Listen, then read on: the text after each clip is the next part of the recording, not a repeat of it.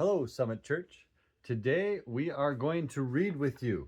We are going through the scriptures, and it is January 5th. Today we're going to read Genesis chapters 1 and 2. We are going to read Matthew 1 verse 1, Psalm chapter 1, and Proverbs 1 verse 1 through 7. Let's go. Genesis, the first two chapters. I'm Brian. I'm Megan. Let's get started. Genesis chapter 1. We're reading the Passion Translation. Genesis chapter 1, verse 1. When God created the heavens and the earth was completely formless and empty, with nothing but darkness draped over the deep. God's Spirit hovered over the face of the waters, and then God announced, "Let there be light," and the light burst forth. And God saw the light as pleasing and beautiful. He used the light to dispel the darkness. God called the light day and the darkness night, and so evening gave way to morning, the first day. And God said, "Let there be a dome between the waters to separate the water above from the water below." He made the dome and called it sky, and separated the water above the dome from the water below the dome. Evening gave way to morning, day 2. And God said, "Let the water beneath the sky be gathered into one place, and let the dry ground appear." And so it happened. God called the dry ground land, and the gathered waters he called seas. And God saw the beauty of his creation, and he was very pleased. Then God said, "Let the land burst forth with growth, plants that bear seed of their own kind, and every variety of fruit tree, each with the power to multiply from its own seed." And so it happened. The land flourished with grasses, every variety of seed-bearing plant, and trees bearing fruit with their seeds in them. And God loved what he saw, for it was beautiful. Evening gave way to morning, day 3. You have to call. Mm-hmm. Just let it out. All right, good deal. And God said, verse 14, "Let there be bright lights to shine in space, to bathe the earth with their light. Let them serve as signs to separate the day from night and signify the days, seasons, and years." And so it happened. God made 2 great lights, the brighter light to rule the day, and the lesser light to rule the night. He also spread the tapestry of shining stars and set them all in the sky to illuminate the earth, to rule over the day and to rule over the night, and to separate the light from the darkness.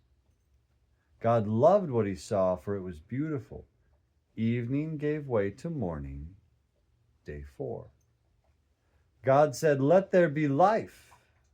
Let the waters swarm with sea life, and let the sky be filled with soaring birds of every kind."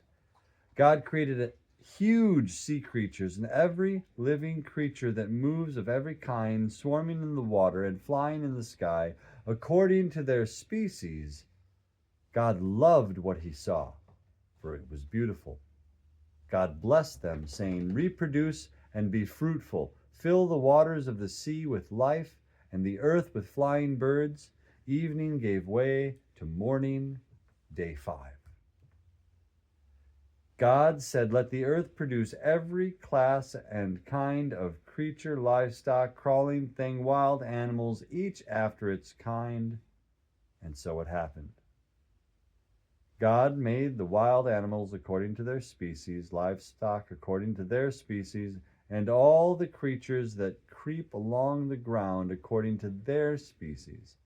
And God loved what he saw, for it was beautiful. Then God said, it's my favorite part.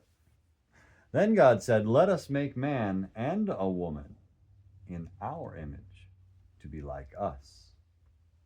Let them reign over the fish of the sea and the birds of the air, the livestock, over the creatures that creep along the ground, and over the wild animals. So God created man and woman and shaped them in his image, with his image, inside them.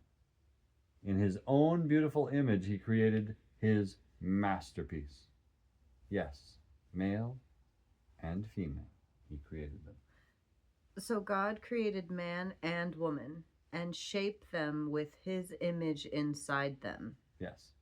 And shaped them with his image inside them. Yes. So God is in us. Yes. And its uniqueness is that he shaped man and woman together as the image of God. Right. So it's not man as the image of God or woman as the image of God. It's man and woman. Right. As the image of God. And then God is shaped inside them. Right. The two of them together. Yeah. As the single image of God. Right. Right. Okay. Sorry, just needed to get that out. That's good. And God blessed them in his love, saying, reproduce and be fruitful. Populate the earth and subdue it. Reign over the fish of the sea, the birds of the air, and every creature that lives on earth. And God said, I give you every seed-bearing plant growing throughout the earth, vegetables, and every fruit-bearing tree with its seed within itself. They will be food for you. And so it even comments, keep the seed within the plant, eat the seed. They will also be food for every animal and bird and every creature that moves on the ground, every creature with the breath of life. And so it happened. And I love that these creatures that live on the earth, they have the breath of life. God's breath is in them. God surveyed all he had made and said, I love it, for it pleased him greatly. Evening gave way to morning. Day 6. Genesis chapter 2. And so the creation of the heavens and the earth were completed in all their vast array. By the seventh day, God had completed creating his masterpiece. So on the seventh day, he rested from all his work. So God blessed the seventh day and made it sacred, because on it he paused to rest from all his work of creation. This is the account of the heavens and the earth after they were created. At the time Yahweh God created earth and heaven, there was yet no vegetation, grains of the field, or shrubs sprouting on the earth, for there was no one to cultivate the land. And Yahweh God had not yet sent rain. In those days a mist arose from the soil and watered the whole face of the ground. Yahweh God scooped up a lump of soil, sculpted a man, and blew into his nostrils the breath of life. A man came alive, a living soul.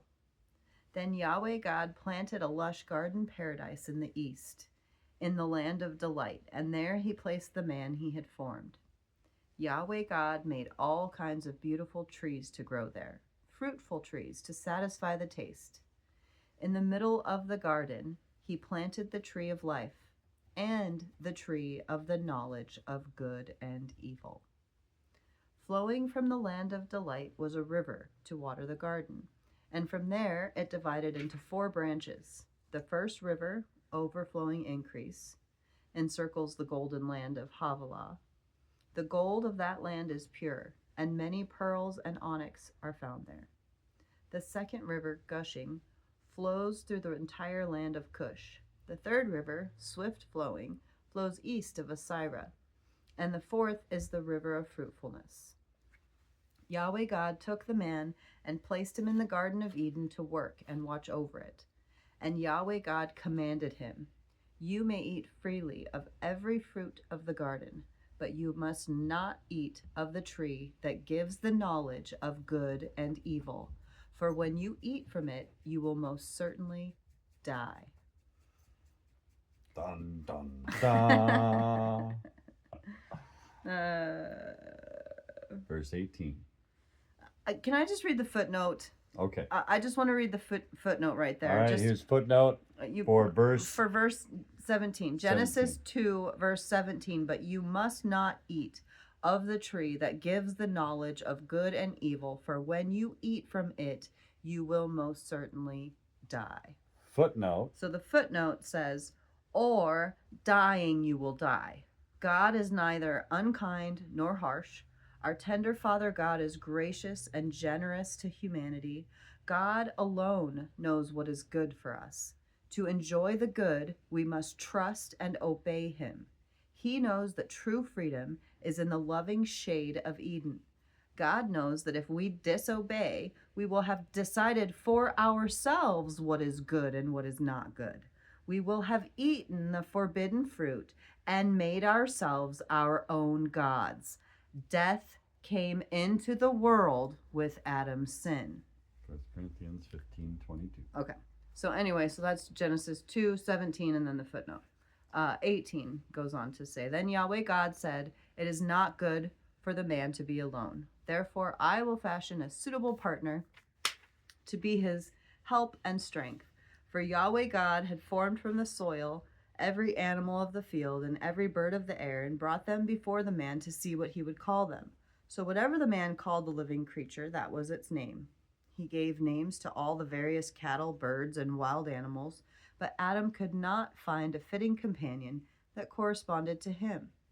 So Yahweh God caused Adam to fall into a deep trance, and while he slept, he took a portion of Adam's side and closed its place with flesh. Then Yahweh God used the portion of Adam's side and skillfully crafted a woman and presented her to him. Then Adam said, at last, one like me. Her bones were formed from my bones and her flesh from my flesh. This one will be called woman, for she was taken from a man. For this reason, a man leaves his father and his mother to be unselfishly attached to his wife. They become one flesh as a new family. The man and his wife felt no shame, unaware that they were both naked. Woohoo! Woo! All right, that was Genesis 2. All right, now we're on to Matthew chapter 1, verse 1. Now, it's a little weird that we're just reading one verse, but tomorrow we're going to read more of it. So we're going to keep going forward, so stick with us. Matthew chapter 1, verse 1 says, this is the scroll of the genealogy of Jesus, the anointed one, the son of David and descendant of Abraham. Woohoo! Tune in tomorrow for more thrilling words from Matthew. Next, we're going to read Psalm chapter 1. Okay. Psalm chapter 1. My turn? Yes, the tree of life. Woo! What delight comes to the one who follows God's ways. He won't walk in step with the wicked, nor share the sinner's way, nor be found sitting in the scorner's seat. His passion is to remain true to the word of I am, meditating day and night on the true revelation of light. He will be standing firm like a flourishing tree, planted by God's design, deeply rooted by the brooks of bliss, bearing fruit in every season of life. He is never dry, never fainting, ever blessed, ever prosperous. But how different are the wicked? They are like chaff blown away by the wind. The wicked will not endure the day of judgment, for God will not defend them.